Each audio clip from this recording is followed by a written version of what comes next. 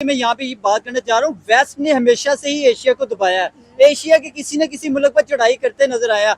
Waste में हमेशा से जो है वो पाकिस्तान की अगर बात करें या दूसरे ममालिक की बात करें, देखिए आंखों में आंखें डालने वाला एक वाहिद मुल्क वो इंडिया ही निकला है, जिसने अभी तक अमेरिका को आंखें दिखाई कि भाई आप जो मर्जी कर लें, आप टैरिफ लगाएं, आप हम पे पाबंदियां लगाएं, आप हमें कॉल करें, हम हर चीज को रिजेक्ट करते हैं। ये है सबसे बड़ी हिकमत अमली। वहां भी अब फ्लड की सिचुएशन है, लेकिन यहाँ पे मैं सिर्फ इतनी सी बात कहना चाहूंगा, ये ब्लेम मैं इंडिया को नहीं देना चाहूंगा, ये ब्लेम अपनी हुकूमतों पे देना चाहूंगा कि 78 सालों में आप हमारे लिए एक डैम नहीं बना सके कि हम अपने आने वाले सैलाब को रोक सके, हम अपने मुल्क में पानी को स्टोरेज कर सके। आज हमारा मुल्क जो है वो उधेड़ दिया गया है सिर्फ पानी की वजह से, सैलाब की वजह से। आज अगर हम कश्मीर से लेके आज पाकिस्तान के शदर तक की बात करें, लाहौर तक की बात करें, तो हमारा मुल्क डूब चुका है। उसके पीछे रीजन क्या है कि हम लोग सही प्लानिंग नहीं कर सके। हमारे बड़े बड़े जितने सियासतदान आए, पैसा बनाया, खाया, हजम किया, निकल गए। तो ये तो इनकी प्लानिंग है। जब तक ये लोग हमारे मुल्क में हमारे लोगों के बारे में नहीं सोचेंगे तो कभी आगे नहीं बढ़ सकते। आज देखें, इनकी बड़ी बड़ी सोसाइटीज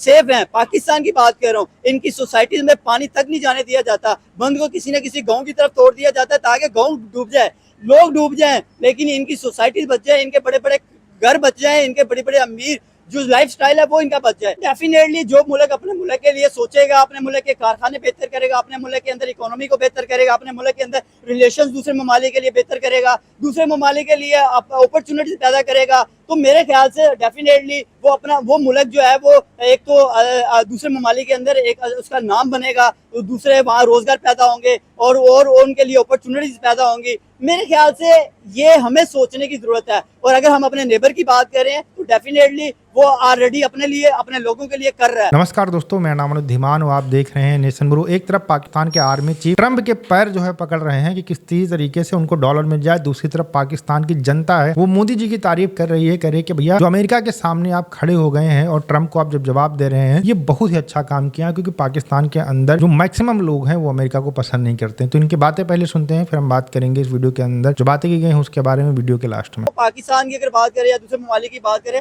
देखिए आंखों में आंखें डालने वाला एक वाहिद मुल्क वो इंडिया ही निकला है, जिसने अभी तक अमेरिका को आंखें दिखाई कि भाई आप जो मर्जी कर लें, आप टैरिफ लगाएं, आप हम पे पाबंदियां लगाएं, आप हमें कॉल करें, हम हर चीज को रिजेक्ट करते हैं। ये है सबसे बड़ी हिकमत अमली। अगर कहा जाए तो जनाब, वेस्ट को अगर आंखें दिखाने में सबसे पहले अगर किसी ने कोई काम किया है वो मुझे इंडिया ही नजर आ रहा है। अगर यहाँ पे आप चाइना की बात करें, डेफिनेटली चाइना और अमेरिका की तो हमेशा से जो है वो एक तकरार नजर आई है। वो एक इकोनॉमी की बात करें या दूसरे ममालिक की बात करें, लेकिन यहाँ पे अगर हम इंडिया की अगर बात करें ना, इंडिया इस टाइम जो है वो अपने आप को बहुत ज्यादा जो है खुद को डेवलप करता नजर आ रहा है। उसने जिस तरह से अगर देखिए, अगर अमेरिका उससे नहीं भी कोई चीज परचेज करता तो देखे इंडिया को कोई फर्क नहीं पड़ने वाला। इंडिया ने बाकी 40 या दूसरे जो कंट्रीज ममालिक हैं उनके साथ अपने रिलेशंस बेहतर करने की कोशिश की है, उनके साथ अपने ताल्लुकात बेहतर किए हैं, ताकि वो अपनी प्रोडक्ट उन तक पहुंचाएगा, उन तक सेल करेगा, उन तक तेल पहुंचाएगा, उन तक दूसरी दुनिया की चीजें पहुंचाएगा और सस्ती और मयारी चीजें मिलेंगी। डेफिनेटली इंडिया को भी फायदा होगा, दूसरे ममालिक को भी फायदा होगा। टेक्सटाइल कह लें कि एक मेजर कंपोनेंट नजर आता है आपकी कंट्री का, एंड मेजर एक्सपोर्ट इंडस्ट्री भी नजर आती है। अगर हम अपने टेक्सटाइल की बात करें तो हमारे यहाँ आपने देखा बांग्लादेश शिफ्ट हो चुकी थी वो, लेकिन इंडिया ने ये नहीं कहा कि हम कहीं और शिफ्ट कर देते हैं। हमारे पास अगर कह लें कि अमेरिका को बिगेस्ट एक्सपोर्टर नजर आते थे, लेकिन उन्होंने कहा कि हम इसका रुख चेंज कर देते हैं। जैसे नायरा रिफाइनरी की बात कर लें, उसके ऊपर टैरिफ लगा दिया। नेटो ने कहा कि ये बहुत अच्छी स्ट्रेटेजी है, बहुत ज्यादा जबरदस्त उन्होंने काम किया। वो मतलब अमेरिका पे रिलायबल नहीं हुए, मतलब अमेरिका के ऊपर डिपेंडेंट नहीं हुए। उन्होंने ये नहीं कहा कि हम अमेरिका के जो है वो नीचे लग के उनकी मानेंगे। जैसे हमेशा से पाकिस्तान अपने जितने भी मसाइल होते हैं, जितने भी क्राइसिस होते हैं, वो क्या करता है, अपने अमेरिका के सामने रखता है। अमेरिका हम पर जो है वो अपनी मेहरबानी दिखाता है, हमें एड देता है। अभी देखिए जैसे पाकिस्तान के अंदर सैलाब आया, एड्स के नाम से हम दोबारा दूसरी कंट्री के पास जाएंगे, पैसे लेंगे, मांगेंगे और फिर से मुल्क को चलाने की कोशिश करेंगे और हमारे बड़े बड़े जो सियासतदान है वो इसे खा जाएंगे। लेकिन यहाँ पे हम बात कर रहे हैं इंडिया की, तो इंडिया भाई एक अच्छी स्ट्रेटेजी, एक अच्छी प्लानिंग के साथ मैदान में उतरा है। यहाँ पे अगर बात की जाए जनाब रशिया की, तो भाई रशिया तो क्या लेवल है। रशिया ने भाई तेल क्रूड ऑयल दिया और फिर देखे पूरी दुनिया को वो दे रहा है 60 फी बैरल के हिसाब से, लेकिन इंडिया को उसमें भी वो डिस्काउंट दे रहा है 5% डिस्काउंट, यानी कि 56-55 के नियर अबाउट उनको फी बैरल पेट्रोल मिल रहा है। तो ये भी इंडिया के लिए एक अच्छी अपॉर्चुनिटी है कि देखें अगर इंडिया पर अमेरिका मेहरबान हुआ है, अगर यहाँ पे बात करूं, रशिया अगर इंडिया पर मेहरबान हुआ तो उसके पीछे रीजन क्या है? उसके पीछे देखिए उसने स्टैंड लिया है, किसके लिए लिया? रशिया के लिए, दूसरे ममालिक के लिए। देखिए एशिया को हमेशा से दबाया गया है वेस्ट की तरफ से। अगर कोई वाहिद मुल्क निकला है ना, तो वो वाहिद मुल्क अगर तगड़ा होके अपने आप को आगे लेके आया तो वो इंडिया है। इकोनॉमी वाइज अगर बात करें तो वो दुनिया की चौथी बड़ी इकोनॉमी ऐसे नहीं बन गया, उसने अपने आप को डेवलप किया। वो टेक्नोलॉजी में हो, वो आईटी सेक्टर हो, वो एजुकेशन हो, वो ऑटोमोबाइल इंडस्ट्री हो, दुनिया के किसी भी इंडस्ट्री की अगर बात करें उसमें हम ये कह सकते हैं कि इंडिया ने कल देख लें कि गुजरात के अंदर ईवी एक और ईवी को इंट्रोड्यूस करवा दिया गया है, तो इट मींस कि वो अपनी इलेक्ट्रिक व्हीकल्स को इतना प्रमोट कर रहे हैं। वो अपनी, मैंने जैसे नायरा रिफाइनरी की बात की, कहा कि ठीक है, और वही 72,000 करोड़ लगा कर उन्होंने कहा कि ठीक है आप लोग हम अफ्रीका की तरफ चले जाते हैं। तो ये एक स्ट्रेटेजिक माइंड होता है। ये चीज जबरदस्त आपने बात की है, लेकिन इसमें मैं कुछ चीजें मजीद भी ऐड करता जाऊंगा कि इंडिया की कुर्बतें जो है वो हमारे हमसाया मुल्क चीन के साथ बढ़ती नजर आ रही हैं। उसके पीछे क्या स्ट्रेटेजी है, क्या प्लानिंग है? उसके पीछे ये प्लानिंग है, ये स्ट्रेटेजी है कि वो चाहते हैं कि भाई हम लोग इकट्ठे हो जाएं इस खिते में, क्योंकि इस खिते को हमेशा से जो है वो डिप्रेस किया गया, उसको किसी न किसी तरीके से जो है वो नीचे जमीन की तरफ जो है वो दंसाया गया है, उसको नीचे फंसाया गया है कि किसी तरीके से ये लोग कभी ना उठ सके।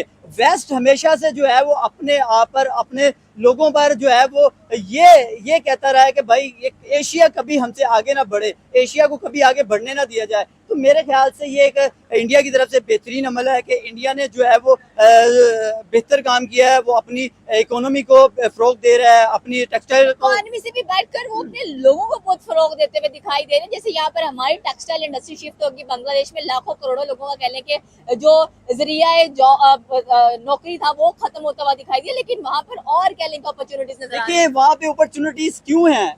क्योंकि वो अपने लोगों के साथ खड़े रहते हैं, उन लोगों को अधूरा नहीं छोड़ते मुश्किल टाइम में। देखिए आज उन पर मुश्किल टाइम था तो उनकी हुकूमतें उनके साथ खड़ी हैं, उन्हें बताया है आप अभी भी अपनी चीजें प्रोड्यूस करें, हम आपको मार्केट देंगे, और वो दुनिया की मार्केट दे दी है। और अमेरिका गया तो कोई मसला नहीं है, 40 दूसरे ममालिक के साथ रिलेशन बेहतर कर लिए हैं। अभी आप बात कर रहे हैं पाकिस्तान की, तो पाकिस्तान से तो भाई हमने अपनी सारी इंडस्ट्री जो है वो बांग्लादेश शिफ्ट की है, और बांग्लादेश को भी बिठा दिया है, उसका पट्टा भी बिठा दिया है जब से वहां से हसीना वाजिद गई हैं। तो कहने का पर्पज ये है कि हम हर लिहाज से किसी न किसी को डबोने में हमारा हाथ होता है। और हम यहाँ पे अपने नेबर कंट्री की बात कर रहे हैं तो भाई उसने अपने आप को बेहतर किया, इम्प्रूव किया।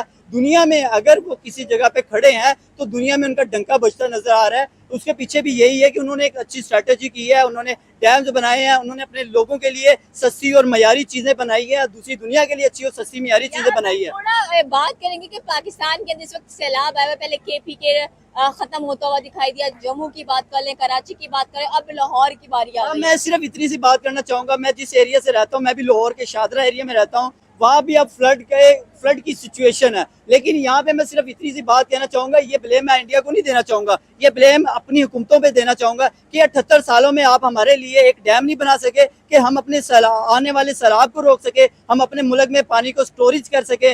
आज हमारा मुल्क जो है वो उधेड़ दिया गया है सिर्फ पानी की वजह से, सैलाब की वजह से। आज अगर हम कश्मीर से लेके आज पाकिस्तान के शदरे तक की बात करें, लाहौर तक की बात करें, तो हमारा मुल्क डूब चुका है। उसके पीछे रीजन क्या है कि हम लोग सही प्लानिंग नहीं कर सके। हमारे बड़े बड़े जितने सियासतदान आए, पैसा बनाया, खाया, हजम किया, निकल गए। तो ये तो इनकी प्लानिंग है। जब तक ये लोग हमारे मुल्क में हमारे लोगों के बारे में नहीं सोचेंगे तो कभी आगे नहीं बढ़ सकते। आज देखें इनकी बड़ी बड़ी सोसाइटीज सेफ हैं, पाकिस्तान की बात कर रहा हूँ, इनकी सोसाइटीज में पानी तक नहीं जाने दिया जाता, बंद को किसी न किसी गाँव की तरफ तोड़ दिया जाता है ताकि गाँव डूब जाए, लोग डूब जाए, लेकिन इनकी सोसाइटीज बच जाए, इनके बड़े बड़े घर बच जाए, इनके बड़े बड़े अमीर जो लाइफस्टाइल है वो इनका बच जाए। लेकिन मैं सिर्फ इतनी सी बात कह के इस बात को वाइंड अप की तरफ लेके जाऊंगा कि भाई अपने नेबर, अपने हमसाया मुल्क भारत से सीखो। उन्होंने क्या किया, स्ट्रैटेजी अपनाई है, पहले पानी को स्टोर किया, जितना स्टोरेज उनका फिल हो गया तो उन्होंने पाकिस्तान में छोड़ दिया। लेकिन अफसोस इस चीज का है कि हम लोग उस पानी को स्टोर करने के लिए कोई डैम नहीं बना पाए। आपने लास्ट की इस वीडियो के अंदर देखा होगा कि लड़का कह रहा है कि पाकिस्तान के अंदर बहुत सारे पॉलिटिशियन आए और उन्होंने कोई काम नहीं किया, ना डैम बनाया, ना डेवलपमेंट किया, ना जनता के बारे में सोचा। बिल्कुल गलत बोल रहा है। यही मानसिकता पाकिस्तान के अंदर बनाई जाती है पाकिस्तान के आर्मी के द्वारा। पूरी दुनिया जानती है, पाकिस्तान का ये बंदा, पाकिस्तान के लोग सब जानते हैं कि असली राजा जो है पाकिस्तान के अंदर कौन है और असली करप्शन कौन पाकिस्तान के अंदर करता है। देखिए जो नेता आते हैं उनको पाकिस्तान की आर्मी इस तरीके से बताती है कि भैया करप्ट हो गए, इन्होंने गड़बड़ किया, इसलिए इनको जेल में डाला जाता है। लेकिन 10 साल के बाद में वही नेता ईमानदार बन जाता है, उसको रिन सुप्रीम साबुन से धुल दिया जाता है, धुलने के बाद उसको फिर से जनता के सामने पेश कर दिया जाता है और कहा जाता है कि भैया यही आपके प्रधानमंत्री बनेंगे। और पाकिस्तान की जो मूर्ख जनता है उसको मान भी लेती है। सोचने वाली बात यह है कि पाकिस्तान की आर्मी ने ही उसको पहले डाला, फिर पाकिस्तान की आर्मी ही कह रही है कि ये भैया बिल्कुल साफ सुथरा आदमी है, तो जाहिर सी बात है यहाँ पर पाकिस्तान की आर्मी ही असली सत्ता में है। तो पाकिस्तान के अंदर कोई काम नहीं हुआ, डैम नहीं बना, पाकिस्तान के अंदर जो चीजें नहीं हुई हैं उसके लिए पाकिस्तान की आर्मी जिम्मेदार है। पाकिस्तान के अंदर जो भ्रष्टाचार होता है उसके लिए पाकिस्तान की आर्मी जिम्मेदार है, ना पाकिस्तान के नेता जिम्मेदार है। अब हम बात करते हैं शुरू से ट्रंप को लेकर। देखिए सीधी सी बात है, पाकिस्तान के अंदर अमेरिका को कोई भी पसंद नहीं करता है। ये अलग बात है कि पाकिस्तान के जो आर्मी चीफ हैं वो इस समय अमेरिका जाते हैं और ट्रंप के जूते साफ करने में लगे हैं कि किसी तरीके से थोड़े बहुत पैसे वहां से मिल जाए तो पाकिस्तान की आर्मी जो अपना करप्शन है वो कर सके, जिसकी वजह से बड़े बड़े जो जनरल है पाकिस्तान के अंदर वो विदेशों के अंदर अपना घर बना सके। लेकिन जो जनता है वहां की वो बिल्कुल पसंद नहीं करती है। इसी वजह से ये जो बंदा है ये बोल रहा है कि भैया मोदी जी और भारत ने जो स्टैंड लिया है बिल्कुल अच्छा किया है। ट्रंप ने और अमेरिका को जो है जवाब मिलना चाहिए और इस जवाब से ही कहीं ना कहीं एशिया की ताकत उनको दिखाई पड़ेगी। और चाइना भी जो है भारत के साथ में मिल रहा है, रूस भी मिल रहा है। चाइना का भी एक इंटरेस्ट है कि अमेरिका को काउंटर करने के लिए भारत की जरूरत पड़ेगी और अमेरिका को भारत की इसलिए जरूरत है क्योंकि उसको चाइना को काउंटर करना है। तो यहाँ पर जो किंग मेकर है वो भारत यहाँ पर बनता है और ये बात भी सही साबित होती नजर आ रही है, क्योंकि जैसे जैसे भारत और चाइना और रशिया के रिलेशन बढ़ते चले जा रहे हैं तो अमेरिका की हेडेक बढ़ती चली जा रही थी। कुछ समय पहले भारत जब अमेरिका की तरफ झुकाव रखता था तब चाइना की हेडेक बढ़ रही थी। तो सीधी सी बात है भैया, अब यहाँ पर जो भारत है किंग मेकर बनकर उभरा है और ये चीज हमें ध्यान रखनी चाहिए कि अमेरिका हमेशा भारत को नीचा दिखाने का काम करता है। थोड़ा बहुत लॉस हो रहा है तो होने दीजिए, लेकिन एक जो सबक अमेरिका को मिल जाएगा तो भविष्य में हो सकता है कभी भी भारत से टकराने की कोशिश न करें। वीडियो कैसा लगा मुझे कमेंट सेक्शन में जरूर बताइएगा। मिलते हैं नए वीडियो के साथ। नमस्कार, धन्यवाद, जय हिंद, जय भारत।